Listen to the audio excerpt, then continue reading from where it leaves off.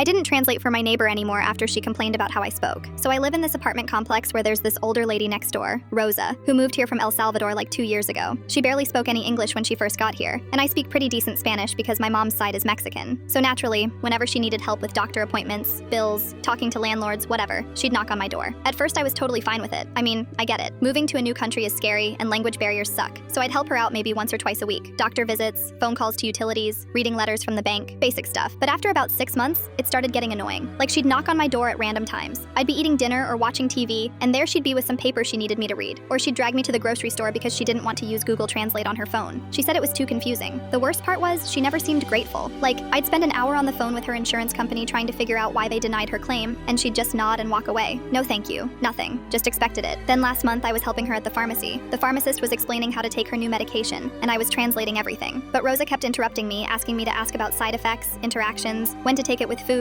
all these detailed questions. The pharmacist was getting impatient because there was a line behind us, so I started summarizing instead of translating word for word. I'd tell Rosa the basic info and skip the extra stuff that wasn't super important. That's when Rosa snapped at me. Right there in front of everyone, she started yelling at me in Spanish about how I wasn't translating everything properly. She said I was being lazy and that I spoke Spanish like a child, and that I was probably getting things wrong. I was mortified. Everyone in the pharmacy was staring at us. The pharmacist looked annoyed. There were like 8 people in line behind us just watching this whole scene. I told Rosa in Spanish that if she didn't like how I translated, she could figure it out herself. Then I walked out and left her there. She knocked on my door that night, acting like nothing happened. Had some form from her doctor's office she needed help with. I told her through the door that I wasn't helping her anymore. She tried to guilt trip me, saying she'd helped me before too, which was total BS. The only thing she'd ever done was give me tamales once, and even then she made it seem like I owed her something. For the next week, she kept trying. She'd catch me in the hallway with papers in her hand, or knock when she saw my lights on. I ignored her every time. Then things got interesting. Apparently Rosa had been telling other neighbors that I was mean and refused to help her. But what she didn't know was that Mrs. Kim from down the hall had been in the pharmacy that day and saw the whole thing. Mrs. Kim started telling everyone what actually happened. How Rosa was rude to me after I'd been helping her for months.